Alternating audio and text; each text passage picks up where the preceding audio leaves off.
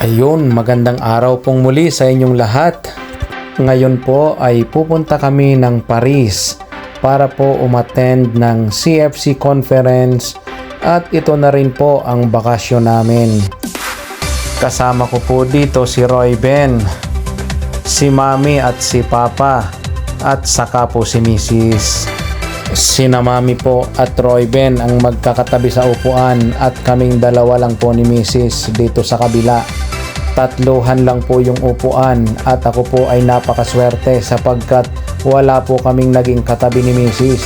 Kaya naman lumipat po ako dito sa may malapit sa bintana at para na rin makapag-video tayo ng maayos. Bali ang nakuha po naming flight ay meron pong stopover dahil naubusan na po kami ng direct flight. At after nga po ng 1 oras at kalahati at heto, nandito na po kami sa Frankfurt, Germany po.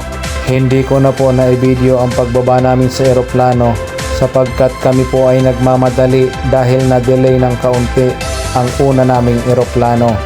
At ngayon po ay kami ay papunta na po sa susunod na eroplano.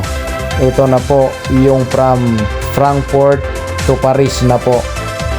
At imagine niyo po, talagang napakaswerte. Wala na naman po akong nakatabi sa upuan. Kami lamang pong dalawa ni Tin. Hindi po namin nakasama si Rain sapagkat may pasok po siya. Medyo hassle po ang ganitong klase ng flight, pero okay lang din po. At dito po inyong makikita kung gaano kaganda ng aming view sa taas.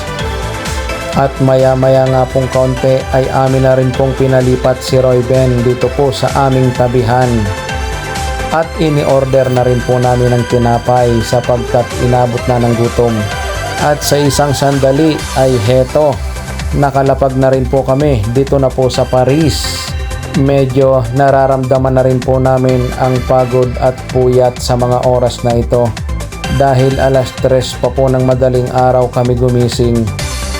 Heto po at on the way na kami para makuha ang aming bagahe. At hindi nagtagal ay heto, kompleto na po ang aming bagahe. At ngayon po ay on the way na po kami papunta sa hotel. At after nga po ng 40 minutes, heto at narating na po namin ang Holiday Inn Hotel. Hindi pa po ready ang aming kwarto kaya't heto, umupo muna kami sa lobby at maya-maya po ay nag-decide na rin muna po kaming kumain muna para naman po hindi kami mainip ng paghihintay sa lobby. Sa totoo lamang po, nagkaroon ako ng masamang experience dito sa hotel na ito. Sa bungad pa lamang po ng receptionist sa akin ay hindi ko na nagustuhan, pero okay lang dahil sa pagod namin hindi na kita pinansin at heto, nandito na kami sa kwarto ngayon. Kung pwede nga lang lumipat ng ibang hotel, kaso napagod na kami. At heto po ang nakita ko kaagad pagpasok namin. Yan, naka-otso pa po ang buhok. Hindi na rin po ako nag-complain dito. Hanggang dito na lamang po. Maraming salamat po and God bless sa ating lahat.